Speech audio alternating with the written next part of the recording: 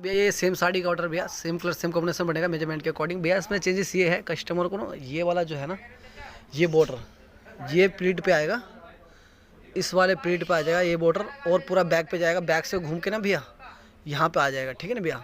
उसके बाद मोती के एक एक लाइन, ये जो अनियन कलर का मोती है वो इस सब प्लीट पे आ जाएंगे, पतली पतली एक एक लाइन। जैसे इसमें 1 2 3 4 5 6 7 प्लीट है भैया।